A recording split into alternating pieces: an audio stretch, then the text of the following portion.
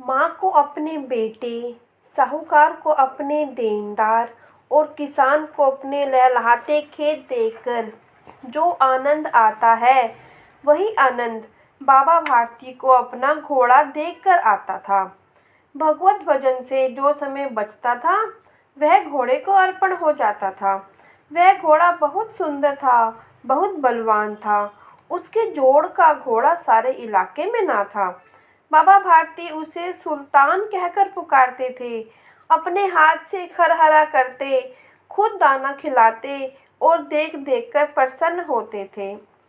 ऐसे लगन, ऐसे प्यार, ऐसे स्नेह से कोई सच्चा प्रेमी अपने प्यारे को भी ना चाहता होगा।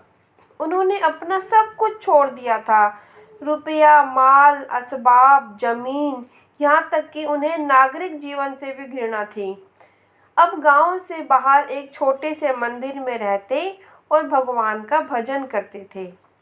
परंतु सुल्तान से बिछड़ने की उनकी वेदना उनके लिए असह्य थी। मैं इसके बिना नहीं रह सकूंगा, उन्हें ऐसी भ्रांति सी हो गई थी। वे उसकी चाल पर लट्टू थे।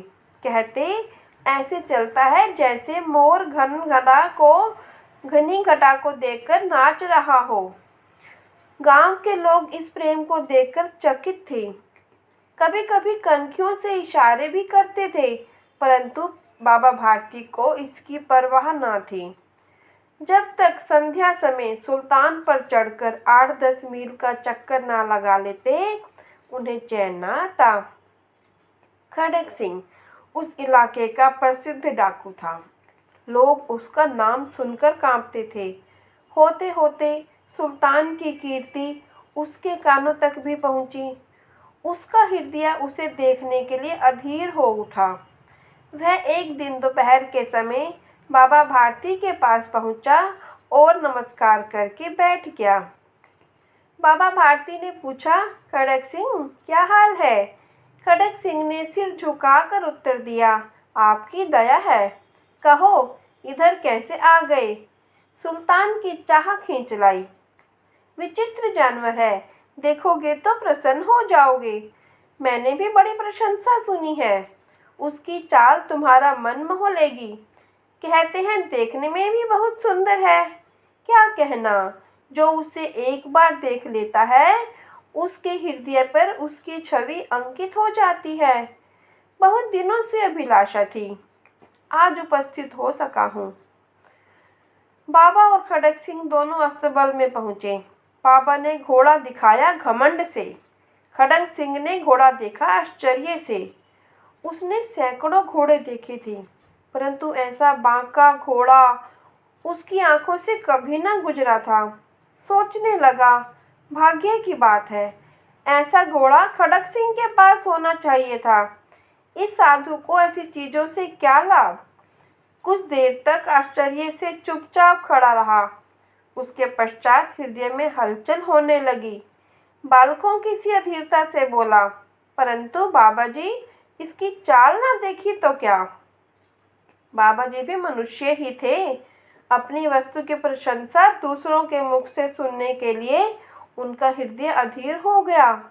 घोड़े को खोलकर बाहर लाए और उसकी पीठ पर हाथ फेरने लगे। एकाएक उचक्कर सवार हो गए। घोड़ा वायु वेग से उड़ने लगा। उसकी चाल देखकर, उसकी गति देखकर खड़क सिंह के हृदय पर सांप लौट गया। वह डाकू था और जो वस्तु उसे पसंद आ जाए, उस पर अपना अधिकार समझता था। उसके पास बाहुबल था और आदमी भी। जाते जाते उसने कहा, बाबा जी, मैं यह घोड़ा आपके पास ना रहने दूंगा। बाबा भारती डर गए। अब उन्हें रात को नींद न आती थी। सारी रात अस्तबल की रखवाली में कटने लगी।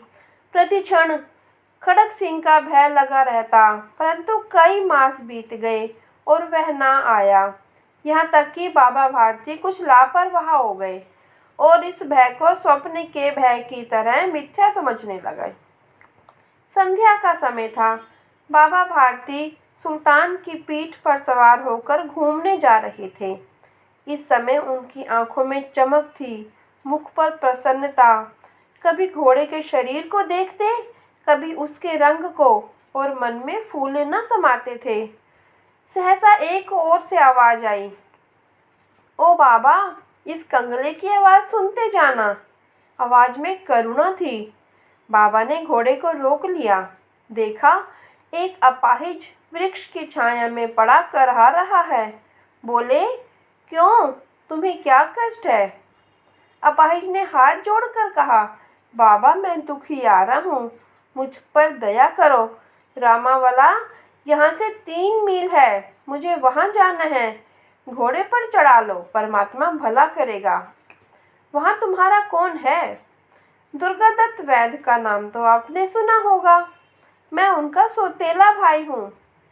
बाबा भारती ने घोड़े से उतरकर अपाहिज को घोड़े पर सवार किया और स्वयं उसकी लगाम पकड़कर धीरे धीरे चलने लगे।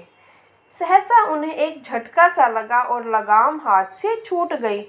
उनके आश्चर्य का ठिकाना ना रहा जब उन्होंने देखा कि अपाहिज घोड़े की पीठ पर तन कर बैठा और घोड़े को दौड़ाए लिए जा रहा है। उनके मुख से भय, विस्मय और निराशा से मिली हुई चीख निकल गई। वह अपाहिज डाकू खड़क सिंह था।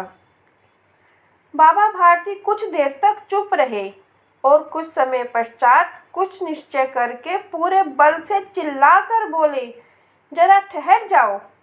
खड़क सिंह ने यह आवाज़ सुनकर घोड़ा रोक लिया और उसके गर्दन पर प्यार से हाथ फेरते हुए कहा, बाबा जी, यह घोड़ा अब ना दूंगा। परंतु एक बात सुनते जाओ। खड़क सिंह ठहर गया। बाबा भारती के निकट जाकर उसकी ओर ऐसे आंखों से देखा जैसे बकरा कसाई की ओर देखता है और कहा, यह घोड़ा तुम्हारा हो चुका है, मैं तुमसे इसे वापस करने के लिए ना कहूँगा।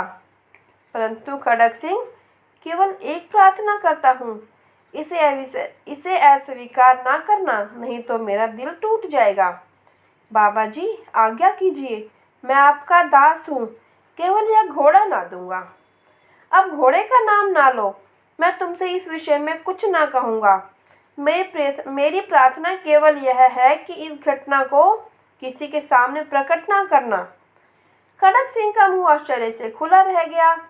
उसका विचार था कि उसे घोड़े को लेकर यहाँ से भागना पड़ेगा, परंतु बाबा भारती ने स्वयं उसे कहा कि इस घटना को किसी के सामने प्रकट ना करना। इससे क्या प्रयोजन सिद्ध हो सकता है? खड़क सिंह ने बहुत सोचा, बहुत सिर मारा, परंतु कुछ समझ न आया। हारकर उसने अपनी आंखें बाबा भारती के मुख पर गड़ा दी और पूछा, बाबा जी, इसमें आपको क्या डर है? सुनकर बाबा भारती ने उत्तर दिया, लोगों को यदि इस घटना का पता लग गया तो वह किसी गरीब पर विश्वास न करेंगे। और यह कहते कहते उन्होंने सुल्तान की ओर से इस तरह मुंह मोड़ लिया जैसे उनका उससे कभी कोई संबंध ही ना रहा हो। बाबा भारती चले गए, परंतु उनके शब्द खड़क सिंह के कानों में उसी प्रकार गूंज रहे थे। सोचता था, कैसे ऊंचे विचार हैं, कैसे पवित्र भाव है। उन्हें इस घोड़े से प्रेम था। इसे देखकर उनका मुख फूल की तरह खिल जाता था। कहते थे, इसके बिना मैं ना रह सकूंगा। इसकी रखवाली में वे कई रात सोए भी नहीं। भजन भक्ति ना कर रखवाली करते रहे, परंतु आज उनके मुख पर दुख की रेखा तक दिखाई ना पड़ती थी। उन्हें केवल यह ख्याल था कि कहीं लोग गरीबों पर विश्वास करना ना छोड़ दें।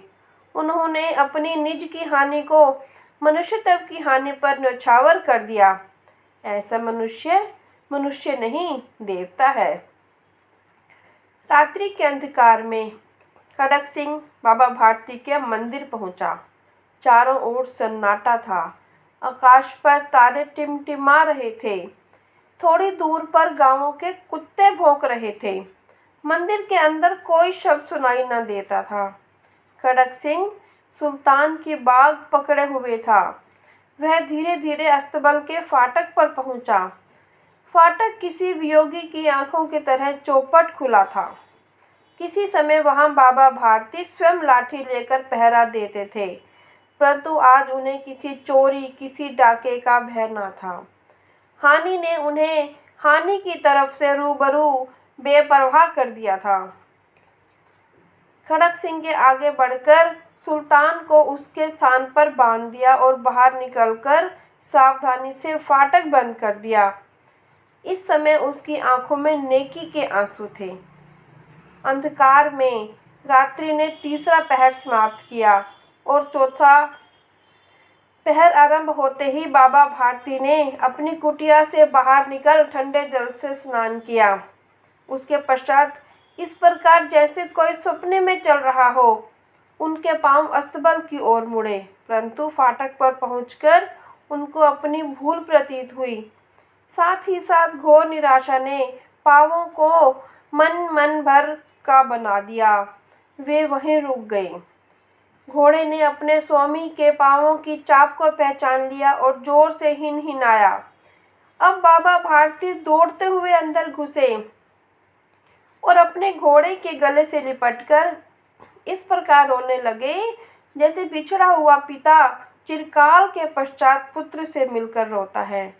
बार बार उसकी पीठ पर हाथ फेरते, बार बार उसके मुंह पर थपकियां देते और कहते थे, अब कोई गरीबों की सहायता से मुंह न मोड़ेगा।